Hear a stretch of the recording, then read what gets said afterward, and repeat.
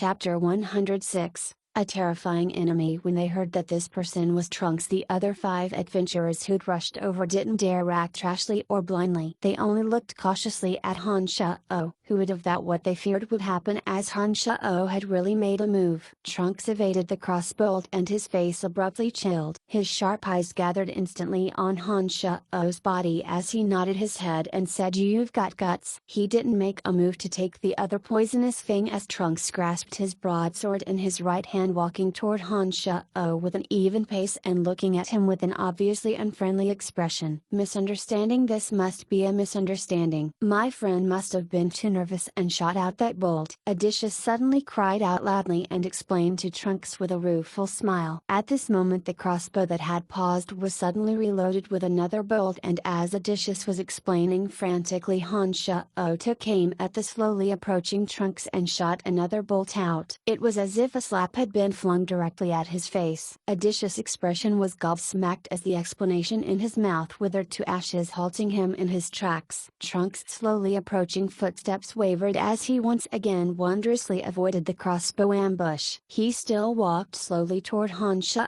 his eyes staring firmly at him without a hint of relaxation. Taking a deep breath, and Hansha put the crossbow away because it was useless at close range. He then took out the Demon Slayer Edge and was ready to withstand Trunks' attack at any time. "All of you will pay for this." Trunks' approaching body suddenly stopped as he said coldly, "All of us."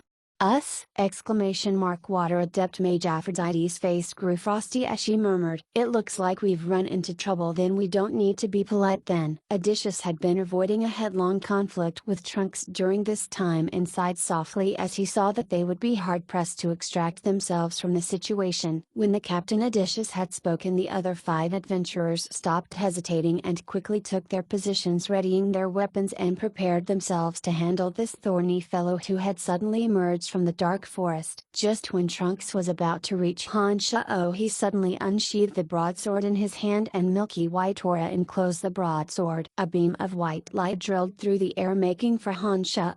The shrubs on the ground suddenly exploded and filled the air with powder wherever the white fighting aura passed over. The ground cracked open as well. There was a heart-stopping, frightening power encompassed within the fighting aura. Having fought with Phoebe and other swordmaster, Hansha could clearly feel that the destructive power Trunks' fighting aura was even more domineering. He activated the glacial mystical spell Fire, and the surge of magical yuan flowed entirely into the Demon Slayer Edge. After taking an abundant magical yuan, the Demon Slayer Edge glowed with a fiery red light. When the white fighting aura drilled fiercely onto it, Hansha tightly grasped the Demon Slayer Edge and abruptly slashed it downwards. An explosion rang out as the milky white fighting aura and the emanation of red light from the Demon Slayer Edge collided into each other. A round hole about a meter deep suddenly appeared out of nowhere, and charred smoke rose from the shreds of shrubbery within it. Trunks stood where he was without moving, his sharp eyes still looking forward. Hansha, wielding the Demon Slayer Edge, abruptly backed up 5 or 6 steps and sat down with a thud. The right arm that was holding the Demon Slayer Edge was a bloody mess, and it looked quite frightening. "You're actually not dead. You do have some basis to be arrogant." Trunks looked at Hansha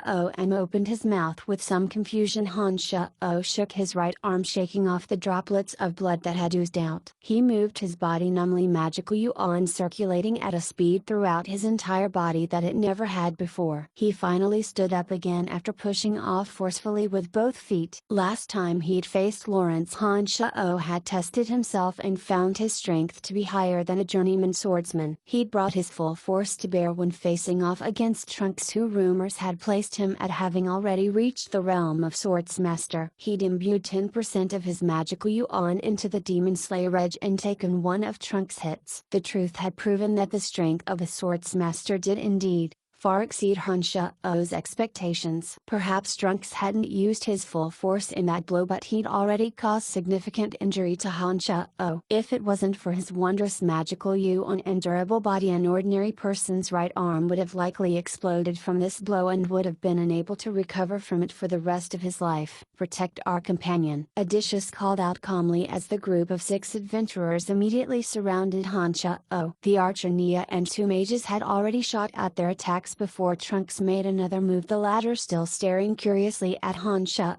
The three warriors didn't take a step away from Hansha as they surrounded him on three sides, protecting him solidly. Trunks swiftly evaded the attacks from Nia and the two mages. He didn't continue fighting as the Manticore suddenly popped out for Trunks to mount. "Friends, I'm going to get something to eat. You make your preparations, I'll keep playing with you later." Contrary to everyone's expectations, Trunks didn't continue attacking and rather spoke coldly from the back of the Manticore. He then patted the Manticore and it obediently brought him swiftly away. One man and one beast crossed leisurely over the patch of luxuriant shrubs under the wary gaze of Odysseus and the others. Those assembled heaved a sigh of relief when they discovered that Trunks truly had vanished. They sat a bit wearily on the ground after having their nerves stretched taut for a while. "What's the matter? Why were you so impulsive?" Odysseus finally looked oddly at Hansha as he inquired. Laughing ruefully, Hansha shook his head and said, "I'm truly sorry. I'm a bit of an odd person. Sometimes even I can't control the things that I do." According to Hansha's previous personality, he absolutely wouldn't have chosen to become enemies with such a strong character, but for some reason Hansha could accept being threatened by others less and less now. Even if the threats were backed up with a strong destructive power, Hansha would still throw caution to the winds and defy them. To be honest, when Odysseus had offered Trunks' name, Hansha immediately hesitated internally when he understood the strength represented by this name. He'd even planned on putting down the crossbow in his hand and let him take the twin-headed dragon away. He was unwilling to make such a strong enemy, but he'd still made a move in the end, and he'd made a very resolute move. He hadn't considered the consequences in the form of a devastating revenge at all. Even Hansha found his personality changes a bit baffling and could only attribute it to the effects of the magical yuan. "Perhaps we were too weak. To be honest, your methods were quite admirable, but I think we'll meet great trouble in the future," Odysseus said as he nodded, looking at Hansha with a fervent light as sincere admiration surfaced in his eyes. "The fact that you could exchange a blow with him and not die already explains that you're quite powerful. Are your injuries any better?" The elven archer Nia walked to Hansha's side and seemed to inquire after him with some semblance of concern. Taking out gauze from his space ring and dressing the wounds of his right arm simply, Hansha withdrew his weapon and finally spoke to the others. "I'm sorry for bringing so much trouble to everyone, and I'm very thankful for all your actions just now. Trunks won't give up easily. I think we should discuss how to handle him after we remove the rest of the items from the twin-headed dragon." Although the appearance of a new enemy made everyone a bit depressed, they'd still kept the twin-headed dragon in the end. Now that Hansha mentioned the trophies from it, everyone's morale lifted slightly and they happily took out daggers and walked towards the twin-headed dragon, removing its remaining poisonous fangs and its magical core. The poisonous fangs of the twin-headed dragon were an important ingredient that could be used to refine some poison powders. If an alchemist transmuted it, it could even be used in magical arrows and explode with poison halfway through flight, causing lethal injuries to enemies within a short range. As a level 2 magical creature, the core of the twin-headed dragon was also very precious and could be sold for at least 1,000 gold coins. Under Hansha's insistence, the magical core was given to Odysseus as a sort of compensation for the aid that Odysseus and the others had given just now. Hansha placed the poisonous fangs of the twin-headed dragons in his storage ring, planning to use them amply in the future if there was the chance. After finishing these tasks, the sky was already beginning to brighten. The group packed their luggage and continued south deeper into the dark forest. The band discussed as they walked, attempting to find a way to fight against Trunks. Trunks has been viewed as a terrifying existence ever since he appeared in the dark forest. The beasts and people that appear within the deeper reaches of the dark forest are very strong. The adventurers that win a few battle trophies there would often sink into struggles of life and death. Even the companions that accompany you here are very likely to betray you at crucial moments. Chaotic slaughter exists there, and those who can grow accustomed to that environment need a cold heart apart from extraordinary strength. Trunks is amongst the elite of these kinds of people. In addition, he is very familiar with the environment inside and is quite adept at leveraging the environment within the dark forest to brutally attack his enemies. Since we've run afoul with him this time, I think we'll be attacked for sure later on in the dark forest. Therefore we need to be on our guard and prevent sudden ambushes from him. Odysseus described the chaotic conditions of the deeper reaches of the dark forest and the frightening parts of Trunks to ensure that everyone would be cautious. Be at ease, he won't have a chance to ambush us. Hansha smiled confidently after Odysseus had finished. Everyone's expressions were quite flabbergasted with these words. However, they didn't immediately suspect Hansha's words as they'd seen his miraculousness before. Gordon looked at Hansha with great interest and asked why. Smiling mysteriously and meaningfully, Hansha swept a gaze at those assembled. The twin-headed dragon was 500 meters away from us, but I still discovered its movements. It's impossible for Trunks to ambush us. Be at ease, there's absolutely no chance that Trunks can ambush us based on his great familiarity with the dark forest. With the existence of the 3 original demons, Hansha would be able to clearly discover any man or beast that approached. As familiar as Trunks was with the environment, he'd be unable to successfully ambush them as long as the original demons were there. Hansha wasn't boasting emptily when he spoke of this. I think he chose to leave her earlier because he didn't have absolute certainty in capturing all of us and decided to slowly handle us with the methods that he was most familiar with. If he's unable to ambush us, then with the combined might of our 7 people, Trunks may not have an upper hand even with his Manticore. We really don't need to be afraid of them. Odysseus spoke happily upon seeing Hansha speak so firmly. I promise. Hansha spoke affirmatively. The group continued further south into the dark forest over the next 2 days. Beneath the astonished gazes of Odysseus and the others, when Hansha took off the gauze, his open wound had already completely healed and bore no traces of having been injured. This is amazing, it's already all healed. Gordon's mouth was open with shock as he stared dumbfoundedly at Hansha's right arm, observing it for a while and attempting to discover the secret behind Hansha's insanely fast recovery speed. The other 5 adventurers also looked at Hansha with eyes as if gazing at a monster. They hadn't seemed to think that Hansha would fully heal within 2 short days. They were incredibly astonished when such a baffling matter was laid out in front of them. After repeated reforging from the magical U on, the durability and miraculousness of his body was something that they couldn't even begin to understand. Hansha didn't open his mouth to explain this as he found an excuse of a medicinal powder to gloss things over. When night fell and everyone headed back into their tents, Hansha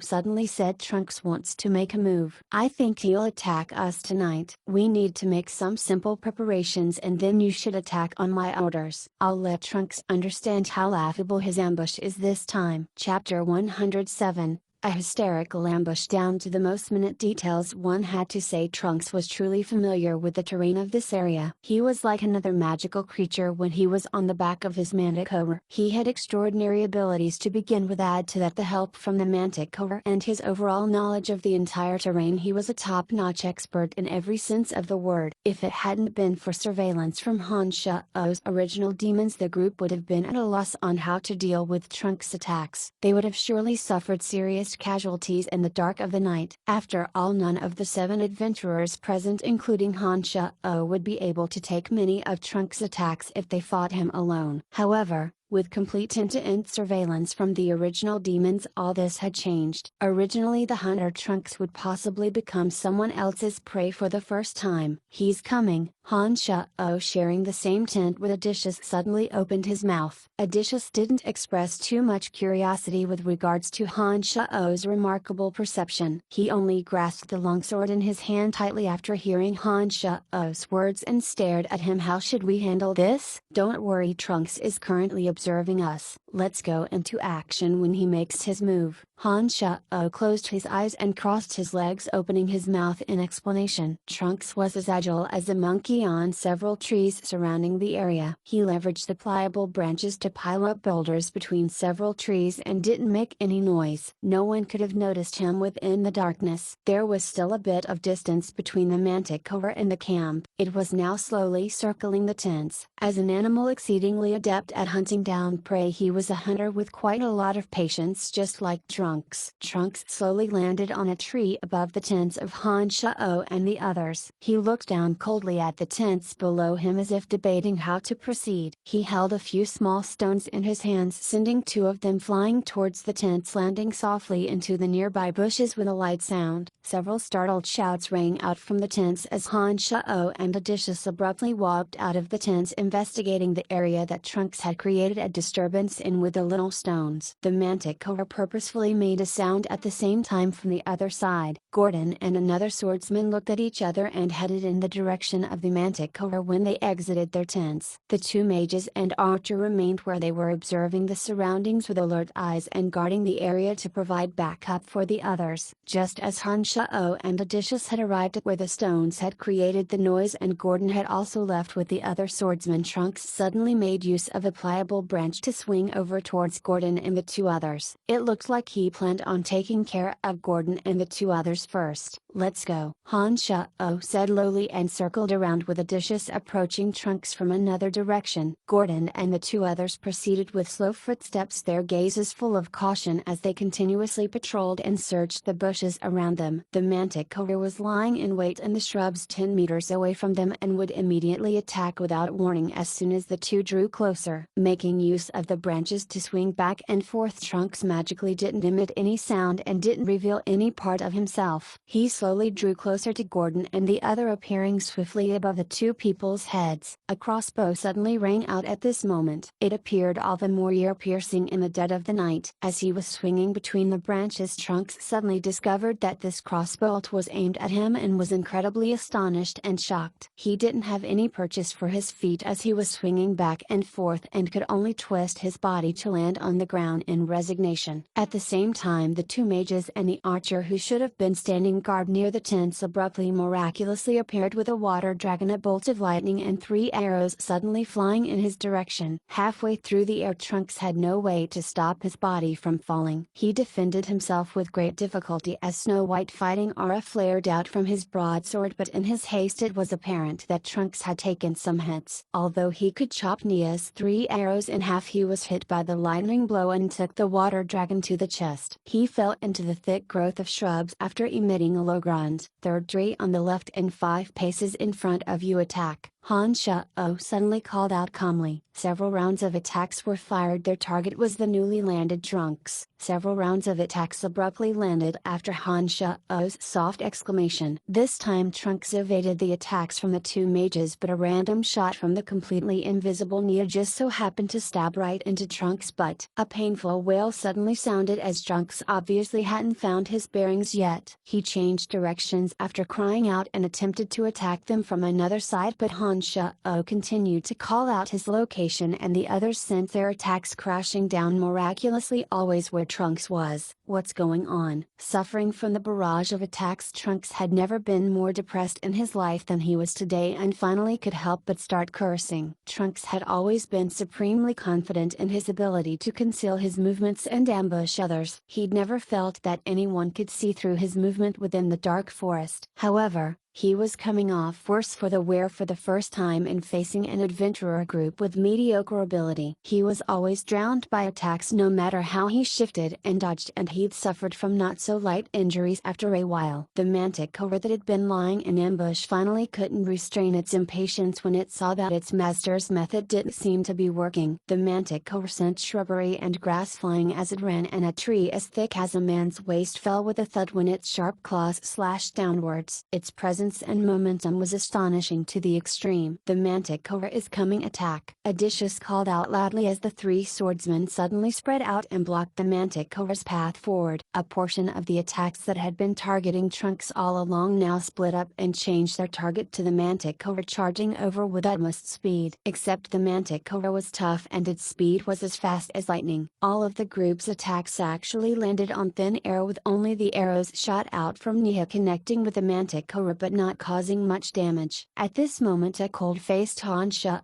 started manipulating the Demon Slayer Edge according to the law of refining magical treasure. A beam of purple light suddenly shot out, drawing a beautiful arc through the empty air of the night sky. It suddenly stabbed towards the Manticore's back. As a level 1 magical creature, the Manticore noticeably felt the approach of danger and then very agilely evaded the Demon Slayer Edge's first attack. At the same time, Trunks revealed himself as he limped and staggered out from the distance. He raised his broadsword with fury and approached the two mages and Nia, attempting to combine efforts with the Manticore's strength and kill everyone present with no reservations whatsoever. Ignore the Manticore, concentrate your attacks on Trunks, Hansha suddenly called out, causing the two mages and Nia to abruptly change direction and continue attacking the swiftly approaching Trunks. Odysseus and the two swordsmen Gordon was sent to Nia's side as the remaining two rushed towards the Manticore and started using fighting aura to attack it. When Odysseus approached the Manticore, the fighting aura that he'd gathered to its beak was destroyed with a slash of its claws. Odysseus himself was sent flying far into the distance. The other swordsman took advantage of the opportunity to stab the Manticore, but he only left a small cut on the Manticore and rather further enraged it instead. The furious Manticore raised his claws and attempted to smash the swordsman near him to death. At this moment, the purple light that had disappeared briefly abruptly reappeared to suddenly stabbed at the tail of the Manticore. The Manticore sensed the danger and dashed forward with a leap. The swordsman closest to it barely managed to hold on to his life, but although the Manticore had dodged in time, the Demon Slayer Edge had already sliced down its back and the frigid mystical spell fire surged into the Manticore's body. Madly furious roars suddenly emitted from the Manticore's mouth. Since Hansha was manipulating the Demon Slayer Edge, he could feel its wrath. He immediately focused all his attentions on manipulating the Demon Slayer Edge, attempting to kill it where it stood. "Damn it, you dare hurt my companion." The limping Trunks had an arrow sticking out his butt. He was dripping wet due to the water dragon attack on his chest. Because he'd also been electrocuted, part of his hair was burnt and his original bearings had completely vanished. Blood also trickled unendingly out his mouth. He appeared completely bedraggled. "I'm even going to harm you much less than your pet," Hansha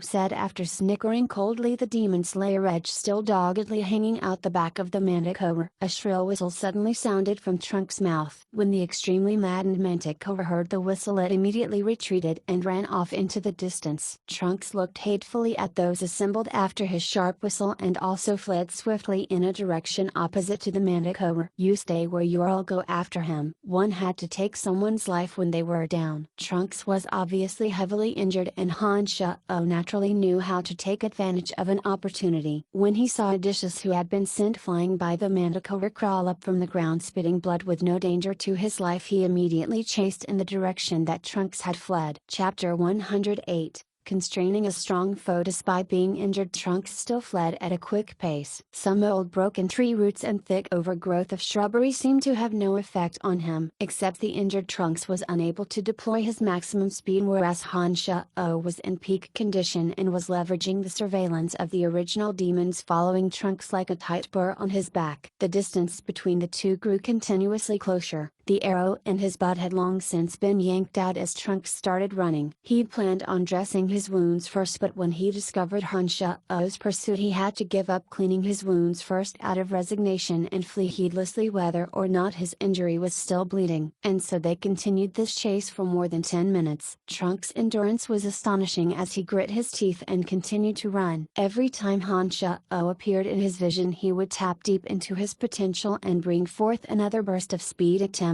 to shake off Hansha. It was a pity that, having trained his magical you on Hansha's originally weak personality, had long since been trained to the peak of fortitude after repeated baptism via pain. Apart from the stubbornness of Hansha's will exceeding Trunks' imagination, his speed never decreased throughout the entire pursuit, and in fact he seemed to be growing addicted to the chase and relished the chase more and more. Although Trunks was exceedingly familiar with the surrounding terrain, with one of Hansha's original demons hanging around him. It was as if a pair of hawk eyes were circling him, observing everything. No matter what Trunks did, he was still unable to shake off Hansha by virtue of him being familiar with the terrain alone. Finally, after half a day of pursuing and running, Trunks gradually realized that this couldn't continue in the face of his continued blood loss. He was unable to shake off Hansha, and with the increasing speed of circulation of his blood combined with the inability of being able to treat his body's injuries in time, Trunks had a short spell of dizziness. He leaned against a tree trunk and stopped wiping away blood from the corner of his mouth and panted as he watched Hansha approach with decreased speed. He huffed as he said, "So it's only been you who's been following me. I think you're looking for death." Panting twice, Hansha's fiercely beating heart due to sprinting during the pursuit slowly recovered its calm. He was already grasping the Demon Slayer edge in his hand, and the expression on his face was neither joyful or tragic. He stared coldly at Trunks and was in no hurry to approach Trunks. He slowed down the rate of his footsteps considerably. Although Hansha knew that Trunks was heavily injured, but as injured as a sword master was, he was still an exceedingly dangerous existence. A lethal attack could come if he let his guard slip. It was precisely because Hansha couldn't be certain how severe Trunks' injuries were. Therefore he didn't actually dare make a move now that his prey had stopped. "If you weren't injured, I'd have no chance of facing you alone, but with the current situation, we'll have to see if you still have any ability to do anything to me." Hansha suddenly stopped roughly 15 meters from Trunks and roved his eyes over Trunks' body, opening his mouth to speak faintly. Hansha once again took at the crossbow. After speaking, loaded it with a crossbow bolt and then took accurate aim at Trunks, using this to test Trunks' current body condition. "Do you dare only test me from far away? If you have the same amount of guts that you displayed last time, you would be rushing at me with no hesitation whatsoever." Trunks planted his back against the tree and watched Hansha's movements with cold eyes, speaking disdainfully. "Do you take me for a fool, or are you the fool? You should know that our identities have been reversed. You're now the prey and I'm the hunter. I control how the game is played." Hansha was completely unconcerned by Trunks' mockery as he decisively shot out the bolt after taking aim with the crossbow. The tip of the bolt gleamed with a bit of a cold light in the duskiness of the evening sky. A sharp sound abruptly whistled through the air as the bolt shot towards Trunks' chest like electricity. Trunks' expression didn't show anything out of the ordinary as his body flew out at almost the same time that sound whistled through the air. The crossbow bolt nailed firmly onto the big tree that Trunks had been leaning against just now. Having dodged the blow, Trunks' body soared through the air for a few meters as he adroitly crossed the distance of 15 meters and landed in front of Hansha, his speed greatly outside of Hansha's imagination. Milky white fighting aura filled Hansha's vision in the span of an instant, like he was residing in the center of a tornado. Hansha's body was enclosed in milky white fighting aura as his muscles instantly became taut. It seemed incredibly difficult to even make the slightest move, and he could only watch as he drowned in fighting aura. His body was unable to move, but the magical yuan within his body was flowing freely without obstruction. Hansha's mind and heart were of one thought as the Demon Slayer edge flew out of his palm, suddenly dancing in the air around Hansha's body. The air around Hansha's body was suffused with the light blossoming from the Demon Slayer edge in the blink of an eye. A violent sound of metal clashing rang out around Hansha, accompanied with Trunks' furious yells of incredulity. Just as Hansha's eardrums were about to go deaf, all the ear-grating metallic sounds vanished utterly, and the previously immobile Hansha finally returned to normal. "Impossible, this is impossible. How can your weapon still defend against my restrained dragon slash? Just who are you?" Hansha immediately heard Trunks' shocked yells as soon as his body had returned to normal. Concentrating his gaze, Hansha suddenly discovered that the broadsword Trunks had been wielding all along had suddenly shattered with many cracks. Trunks' gaze kept darting back and forth between the broadsword and Hansha, a look of disbelief and incredulity on his face as he kept repeating, "This is impossible." Hansha's shirt had been ripped to shreds all over and now hung on him like a rag. Many long superficial cuts had appeared on his muscles, revealing the red blood and flesh inside. The Demon Slayer edge seemed to have been flung away as it laid motionless in the distance, but there weren't any dings or marks on on it. Nothing is impossible. Hansha suddenly bellowed and rushed forward with a sudden punch, taking advantage of Trunks' abnormal mental state. It wasn't until this punch had made its way to Trunks' face before he was able to react, lifting the now rigid broadsword to block Hansha's punch. Dong rang out crisply as Hansha's right hand went numb, but Trunks' body staggered backwards. Joy flashed through Hansha inwardly as he knew that restrained Dragon Slash just now had taken most of Trunks' fighting aura. Therefore he immediately drew close to Trunks and started raining down a crazy barrage of kicks and punches. Renowned in the Dark Forest for being a character not to get on the bad side of Trunks had now become the weaker side after being heavily injured. He retreated continuously under Hansha's string of attacks until he finally fell backwards as stiff as a board. Wait! Just as Hansha had grasped the Demon Slayer edge again and was about to end Trunks' life, he suddenly opened his mouth to stop Hansha and looked at him. No matter what, you've come to the Dark Forest for I can help you. We don't actually have any irreconcilable differences between us, just the matter of the twin-headed dragon. That actually wasn't that valuable. Hansha thought carefully after Trunks had spoken and discerned that this was the case. Hansha had made his moves earlier because he didn't want to be threatened by others. Now that he wanted to kill Trunks, that was because he wanted to head off Trunks' possible revenge. To be honest, he didn't really have a deep hatred for Trunks. He walked in front of Trunks and suddenly stabbed swiftly downwards with the Demon Slayer edge 4 times. He then coolly put the Demon Slayer edge away after a round of Trunks screaming like a pig being slaughtered. The Demon Slayer edge stabbed downwards 4 times, piercing through the vitals in Trunks' 2 hands and feet. Although it wasn't enough to cause fatal damage, it also wouldn't affect Trunks' future training and strength, but he would absolutely not pose a threat to Hansha in the short run. My apologies, I feel that this is better insurance because you're a more than dangerous person. Hansha shrugged and said naturally, then smiled slightly at the grimacing Trunks. After a pause, I think we can have a good discussion now. Will you be able to help me if I don't kill you? Oh. It seems like another cruel hunter has appeared within the Dark Forest. Ha ha. He first moaned in pain and then burst out loudly in nervous laughter with absolutely no strength in his body. Except his current bedraggled condition was offset by his burnt hair, and his expression was an indescribable sort of ugly. Behave if you want to live. Tell me what you can help me with, Hansha asked with a slight smile as he looked at Trunks. Then the first thing I need to ask is your purpose in coming to the Dark Forest. Why have you come? Trunks' expression didn't have any traces of panic. Although he still emitted cries of pain, his expression was quite calm. Starting, Hansha felt that there was no need to conceal anything and spoke directly. I'm here for the Fruit of Dagmar. Can you help me obtain it? I've been in the Dark Forest for many years and have heard of all sorts of legends. I know a bit about where the Fruit of Dagmar is and can bring you there, but I'm not certain if I can obtain the Fruit of Dagmar either. If you let me go this time, I can promise to help you with all my strength and won't pursue this matter in the future. If you've heard of my reputation, then you should know that I never go back on my promises. Trunks looked at Hansha as he promised solemnly. Deal. Hansha nodded and responded quite decisively. Chapter 109.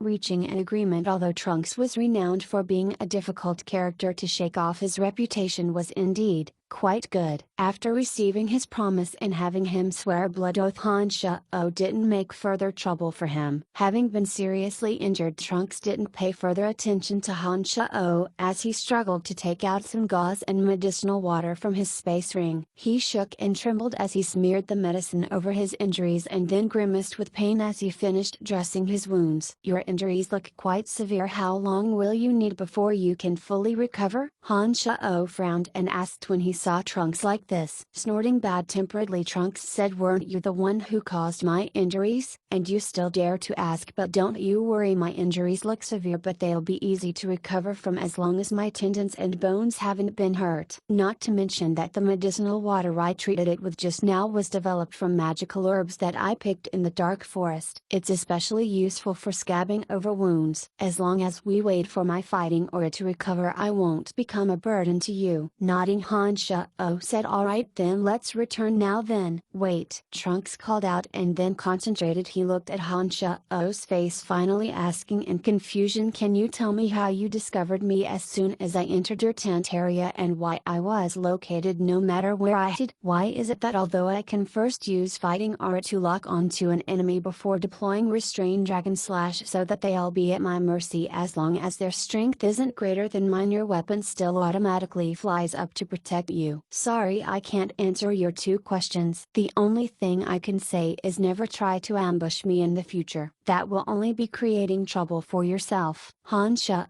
shrugged as he said to Trunks. Nodding his head and understanding, Trunks said, if no one can ambush you then your strength is several times higher within the dark forest. It looks like we may actually have a chance of succeeding on our trip to search for the fruit of Dagmar this time. The way back expended more than 5 times the amount of time it had taken for them to get here. Trunks' speed was greatly decreased because of his injuries, but he resolutely turned down Hansha's offer to support him, stubbornly insisting on walking by himself. In this manner Hansha understood many things about the dark forest as the two proceeded, finally making it back to camp late in the afternoon. The tents of Odysseus and the others were all still here as they hadn't left. When Hansha and Trunks appeared, it was as if the entire group was faced with a great enemy as they all grasped their weapons tightly and leveled them at Trunks. Everyone put down your weapons, he will pose no further threat to us. Hansha walked over and tried to convince the others with a grave face that there was no need to brandish their weapons. When everyone heard Hansha's words and saw Trunks' bedraggled condition, they hesitated for a moment and then withdrew the weapons in their hands. Water Adept Mage Aphrodite asked askance, Han, what's going on? I'll tell you later. How's Odysseus' wounds? Hansha asked Aphrodite with a creased brow. Casting an unfriendly glance at Trunks, Aphrodite opened her mouth to say there's no threat to his life, but there's a bloody imprint on his chest after the Manticore struck him. His entire body is very stiff now and very odd. I feel that even if he recovers in the future, I'm afraid that the injury to his chest will affect his strength. He's just gone to lay down and rest. Everyone's eyes were filled with hate and bitterness when Aphrodite spoke her piece and swept gazes over Trunks' body, seeming to want to draw their weapons at any time to give Trunks a thorough painful beating. Han, can you tell us why you've brought this person? Oh, I know, you captured him alive in order to execute him in front of Odysseus. Gordon stared tightly at Hansha as he asked with a darkened face. Because of Captain Odysseus' injuries, these people now had a hard to conceal hatred towards Trunks. Hansha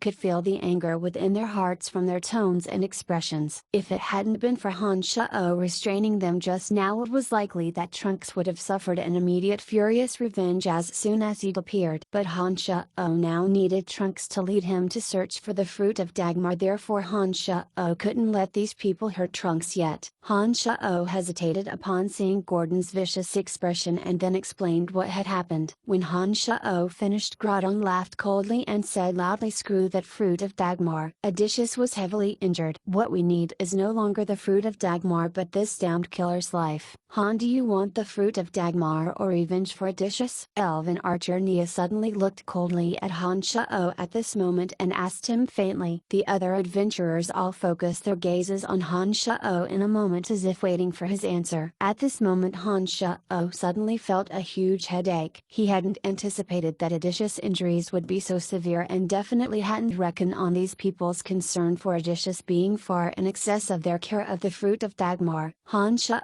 hadn't originally viewed these people as trustworthy companions originally. He'd come with them purely for the fruit of Dagmar. He was a bit surprised by what was happening now and was a bit touched by these people's friendship with Odysseus, but because he had already promised Trunks his safety, he was at a loss for how to handle the situation in the span of a moment. As the person in question, Trunks hadn't said anything since arriving here. There was no trace of panic in his eyes, but he rather calmly took his measure of everyone's expressions. He suddenly opened his mouth now and said, it looks like no one welcomes me, but I have a way to deal with Odysseus' injury. Are any of you willing to trust me? Hansha didn't wait for the others to speak after Trunks said these words and immediately asked, you can help Odysseus? Nodding, Trunks said affirmatively. Odysseus' injuries were a result of being clawed by the Manticore. The Manticore is my companion. I naturally know how to cure an injury at its hands. follow me. Having long since sensed Odysseus breathing, Hansha didn't waste time in further chit-chat and brought Trunks to one of the tents. He lifted open the flap to reveal a pale-faced, somewhat weak Odysseus. A large hole had opened in the chest of the soft armor that Odysseus wore. It was now wrapped up in gauze, making it impossible to see the status of the wound inside. When Trunks and Hansha entered, so did Aphrodite and Gordon. The others surrounded the tent on the outside on their guard against Trunks' lightest moves. Undo the gauze on the wound, Trunks instructed after walking in. Ever since Trunks said he had a way to help Odysseus, the group of people hadn't said anything, as if waiting to see how Trunks would act before deciding their next action. Gordon remained silent without a word but walked towards Odysseus. He first woke Odysseus up, then undid the gauze on his wound beneath Odysseus' astonished gaze. A frightening injury to the point of seeing bone in his chest was revealed. "Han, what's going on?" Odysseus looked at Hanshu weakly and asked in confusion. "Don't move and don't say a word. I'll explain to you when your injury stabilizes," Hansha said softly as he drew nearer to Odysseus. At this moment Trunks took a flask of medicine from his space ring and poured out some red powder from it, slowly applying it to Odysseus' wound on his chest. He explained faintly, "The tail of the Manticore has an extreme poison that paralyzes the entire body. The claws have it too, but it's not as strong as the amount on the tail. The powder I'm applying can remove the poisonous effects of the Manticore's claws and increase the rate in which his injuries scab over. If you still want to obtain the fruit of Dagmar, you'll meet the Medusa monster within that swamp. The fresh blood of a Medusa monster has miraculous properties for wounds. As long as we can kill the Medusa monster and obtain its blood, I promise that he'll have no after effects once we wipe it down on him. The speed in which the injuries of his chest will heal at will be even faster in the future," Trunks explained faintly as he flicked a glance at Groudon. Looking at Gordon and then at Aphrodite, Hansha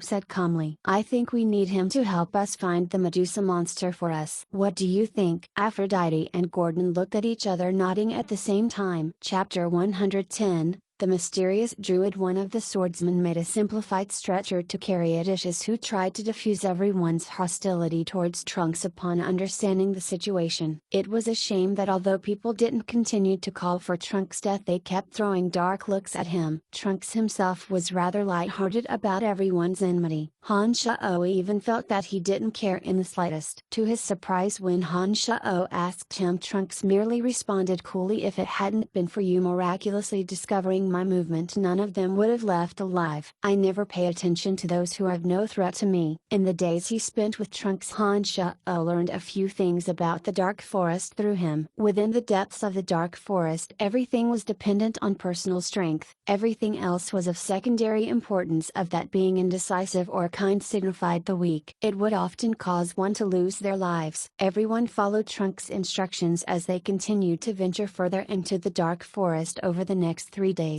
Odysseus' injuries came under control over the 3 days and they slowly started to scab over, but his movement was still restricted. Trunks' injuries also recovered swiftly after having been taken care of, but because of the spikes at the tip of Hansha's Demon Slayer edge, Trunks' hands and feet still weren't quite that agile. However, traces of color slowly began to once again blossom on his originally pale face. When it was noon, everyone arrived at the edge of a pond. They found a big tree to place Odysseus down first, then decided to haul some water from the pond to drink. Before the others had moved, however, Trunks had been standing with Hansha and suddenly frowned, opening his mouth to tell Hansha, "Tell them to be careful. Did you see the seaweed within the pond? These seaweeds have sharp thorns in their roots and will pull you into the water as soon as they sense humans or beasts come close. They'll easily lose their lives this way." Hansha hurriedly cried out when he heard these words. "Gordon, you guys stand there and don't move. If you hold torches, the heat from the flames will scare off the seaweed so that they won't easily making a move," Trunks said faintly when he saw Hansha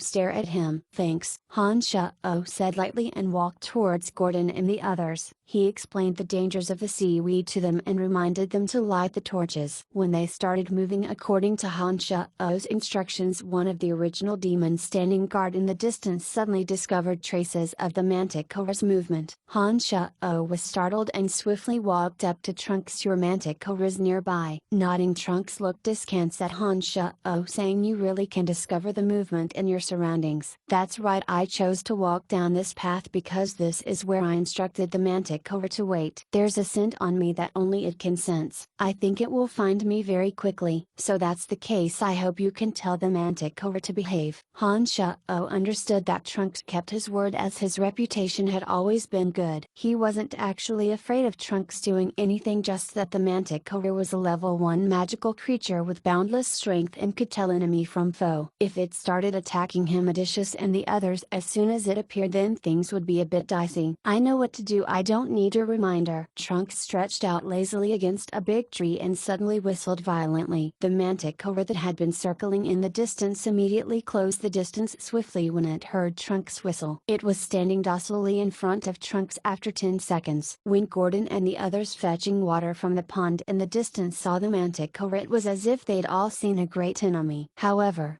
Hansha was able to calm them down with his voice. It was at this moment that the original demon who had caught sight of the Manticore suddenly saw a strange phenomenon. The branches of a lush green tree suddenly twisted bizarrely, with the twisty branches turning in a circle a few times and suddenly strangely transforming into human hands and feet. Hansha had also detected the disturbance there through the original demon, and he immediately focused his concentration on observing it. The twisting branches continued to twine around themselves and finally formed into a strange person covered with tree-bark clothing. This strange person had dark green hair and looked slightly similar to the forest trolls, but had sharp ears and thus looked a bit like an elf. Just as Hansha was perplexed, the strange person got his bearings and walked towards where the Manticore had passed through. He muttered, "If the Manticore is here, then Trunks must also be nearby." Hansha was startled as he suddenly stared at Trunks. A strange person is trailing the Manticore. He just transformed from a tree and is now approaching this direction along the path that the Manticore took. "He seems to know you." Trunks' lazy expression immediately vanished when Hansha's words sounded,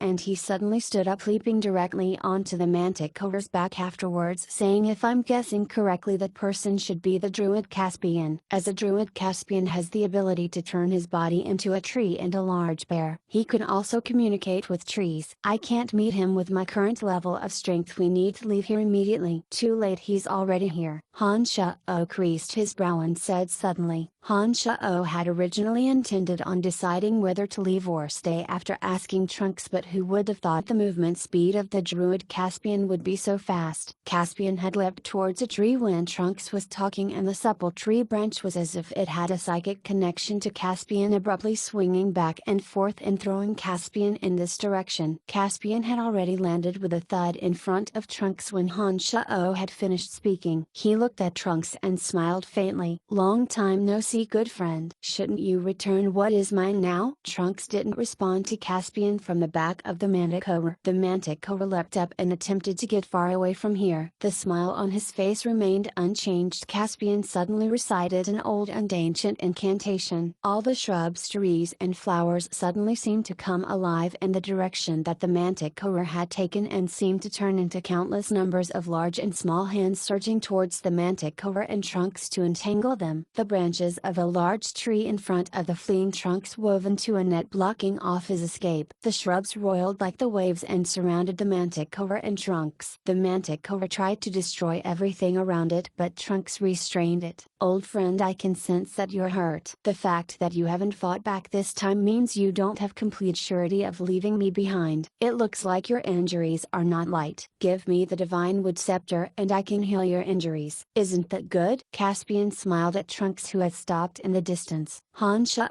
and the others watched the conflict between Trunks and Caspian from afar and didn't interfere. It looked like Trunks had taken something of Caspian's and Caspian was merely asking for it back. From the current situation, Trunks was in the wrong, and thus Hansha didn't intervene and merely watched coldly from the sidelines. "I'm injured. You wouldn't take it from me at a time like this, would you?" Trunks spread out his hands and spoke to Caspian after he'd been surrounded. Caspian went silent for a moment and then stared at Trunks. "If I remember correctly, you stole the Divine Wood Scepter from me when I was injured. I wouldn't mind learning from you if there's a need to." "Alright, this is your Divine Wood Scepter. I've studied it for 3 months and didn't discover anything special about it. You can have it back." Thinning his lips and smiling ruefully, Trunks took out an exquisitely crafted scepter that looked like it had been made from old tree roots from a space ring, throwing it to Caspian from afar. The branch from a large tree suddenly extended and magically wrapped itself around the divine wood scepter, bringing it to the hands of the Druid Caspian. When Caspian grasped the divine wood scepter, a lively and strong presence of life immediately emanated from the scepter. The shrubs around him rustled as if celebrating softly. Caspian tossed over a small bottle the size of a thumb. When Trunks caught it, Caspian said faintly, "The 100 flowers essence within it will be greatly beneficial to your injuries. Don't think of doing anything against me in the future." Trunks accepted the 100 flowers essence and shrugged his shoulders, not promising Caspian anything. Judging from his appearance, he seemed to be greatly interested in something that was on Caspian. "Honorable noble Druid, may I trouble you to heal my friend?" At this moment the elven archer Nia suddenly walked in front of Caspian and asked very sincerely. Caspian smiled faintly as he looked at Nia and nodded, saying benevolently, "Cute child, I am unable to deny your request." Druids and elves were both followers of Great Mother Nature, with only the most pious of her followers gaining the right to become a druid. This druid's ears are pointy, making it obvious that he had been an elf that had become a druid. No wonder he'd immediately agreed to Nia's request without further protest. The Druid Caspian walked to Odysseus on his stretcher, frowning after he cast a glance at Odysseus' injuries. Caspian then recited an incantation and dropped 3 drops of green liquid onto the wounds on Odysseus' chest, saying apologetically to Nia afterwards, "Your friend is heavily injured. My blessing of nature and 3 drops of life water will help him heal rapidly with no worry of infection. But when his injuries are healed, he'll be unable to engage in fierce activity. Otherwise he might experience vertigo or even faint directly. I'm unable to do anything about this. I'm truly sorry." "Many thanks to you, kind Caspian," Nia thanked and then said, "Trunks said that the blood of Medusa can help Odysseus recover fully. We'll find Medusa." Throwing a surprised look at Trunks, Caspian said to Nia, "He's right. There is a magical blue blood in the brain of Medusa where the magical core is held. This blood can indeed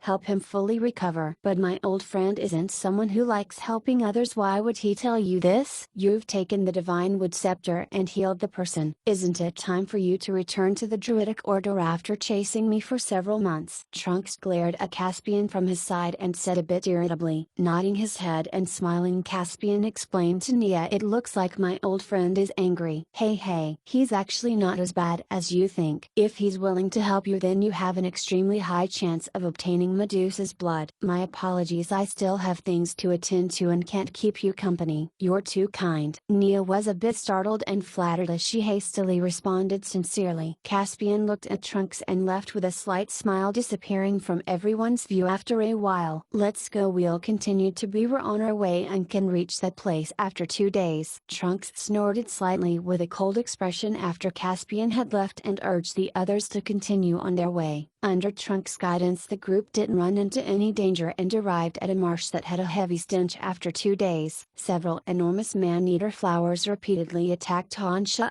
and the others around the marsh. It was a good thing that Trunks had warned them before, and the group was able to defend against the man-eater flowers together. The fruit of Dagmar grows on a patch of sludge in the middle of this enormous marsh, along with the Medusa lying in wait. "We've reached our destination." Trunks pointed at the vast expanse of marsh in front of him and spoke,